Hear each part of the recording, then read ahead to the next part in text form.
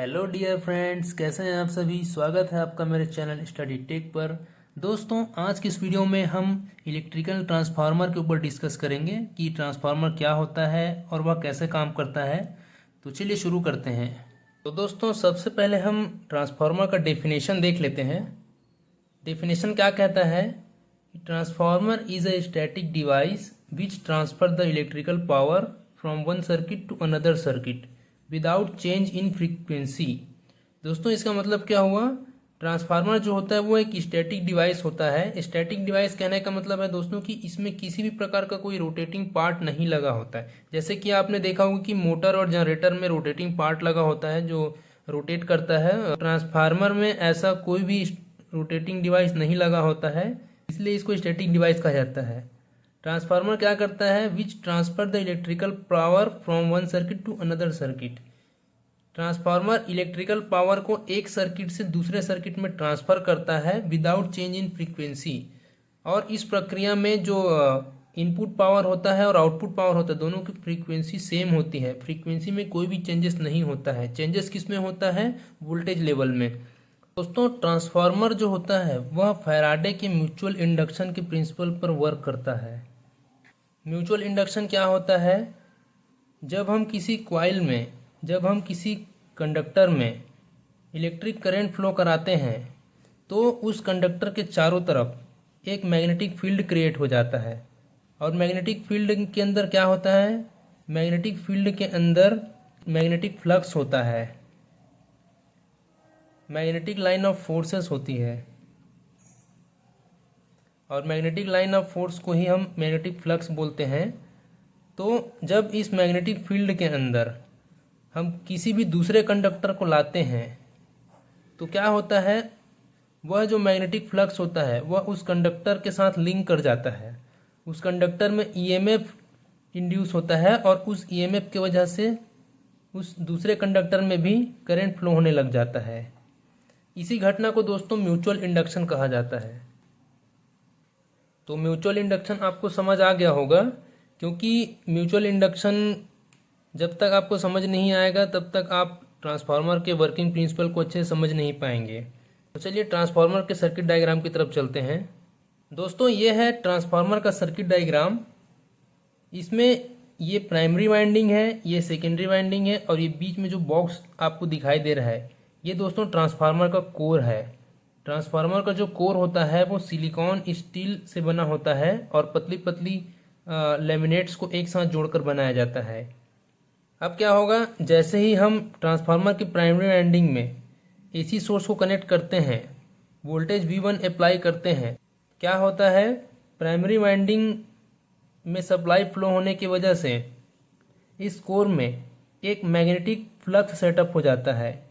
Core के चारों तरफ एक मैग्नेटिक फ्लक्स सेटअप हो जाता है जिसको हम फाई से डिनोट करते हैं।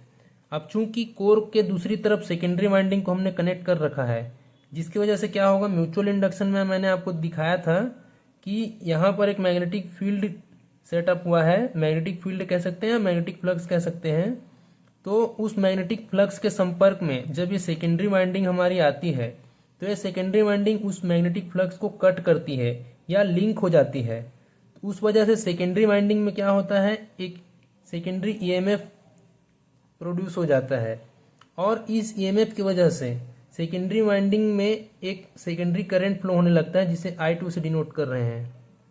और इस तरह से ट्रांसफार्मर के एक वाइंडिंग से दूसरे वाइंडिंग तक हमारा इलेक्ट्रिक पावर ट्रांसफ़र हो जाता है। यहाँ पर एक चीज़ ध्यान रखने वाली है कि यहाँ पर कोई भी डायरेक्ट कनेक्शन नहीं है, इलेक्ट्रिकल कनेक्शन नहीं है, डायरेक्ट इलेक्ट्रिकल कनेक्शन नहीं है। यहाँ पर मैग्नेटिक फ्लक्स के जरिए से हम पावर को एक सर्किट से दूसरे सर्किट में ट्रांसफ़र कर रहे हैं। यहाँ पर जो ईएमएफ इंड्यूस होगा उसे E1 से डिनोट करेंगे। यहाँ पर जो सेकेंडरी वाइंडिंग में जो ईएमएफ होगा उसे E2 से डिनोट करेंगे और प्राइमरी करंट को I1 से और सेकेंडरी करंट को I2 से। दोस्तों, वोल्टेज लेवल के आधार पर ट्रांसफार्मर को मेनली दो टाइप्स में डिवाइड किया जाता है। एक होता है स्टेप अप ट्रांसफार्मर और दूसरा होता है step down transformer. Step up transformer हम कैसे बनाएंगे? यदि हम प्राइमरी वाइंडिंग में नंबर ऑफ टर्न्स को कम रखते हैं N1 की वैल्यू कम रखते हैं और सेकेंडरी वाइंडिंग में नंबर ऑफ टर्न्स अधिक रखते हैं, तो उससे क्या होगा, जो कोर में फ्लक्स जो सेटअप हुआ रहेगा, वो जो फ्लक्स होगा वो सेकेंडरी वाइंडिंग में नंबर ऑफ टर्न्स अधिक होने की वजह से सेकेंडरी वाइंडिंग के साथ ज़्यादा लिंक होगा, जिससे क्या होगा, सेकेंडरी वाइंडिंग में ईएमएफ ज़्यादा इंड्यूस होगा और उसकी वजह से वोल्टेज लेवल यहाँ का हमको हाई मिलेगा। प्राइमरी वाइंडिंग में लो वोल्टेज अप्लाई करने के बाद सेकेंडरी वाइंडिंग में हमें हाई वोल्टेज मिल रहा है, इसका मतलब ये ट्रांसफार्मर जो है वो स्टेप अप ट्रांसफार्मर है। और वो क्यों हुआ, नंबर ऑफ टर्न्स में चेंजेस करने की वजह से। तो इसका मतलब यह है कि हम डायरेक्ट कह सकते हैं कि जो हमारा वोल्टेज होता है या ईएमएफ होता है वो डायरेक्टली प्रोपोर्शनल होता है किसके, नंबर ऑफ टर्न्स के। और इसी तरह से अगर हम प्राइमरी में नंबर ऑफ टर्न्स बढ़ा देते हैं और सेकेंडरी में नंबर ऑफ टर्न्स कम कर देते हैं, तो यहाँ पर हमको प्राइमरी वाइंडिंग में जो हम वोल्टेज अप्लाई करेंगे वो सेकेंडरी वाइंडिंग में हमें कम होकर मिलेगा। तो इस प्रकार से हम नंबर ऑफ टर्न्स में चेंजेस करके स्टेप अप और स्टेप डाउन ट्रांसफार्मर बना सकते हैं। तो आई होप आपको स्टेप अप और स्टेप डाउन ट्रांसफार्मर समझ आ गया होगा।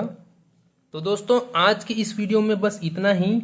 आगे हम इसके वर्किंग प्रिंसिपल और ईएमएफ इक्वेशन पर एक वीडियो बनाएंगे जिसमें हम डिटेल में समझेंगे ट्रांसफार्मर को।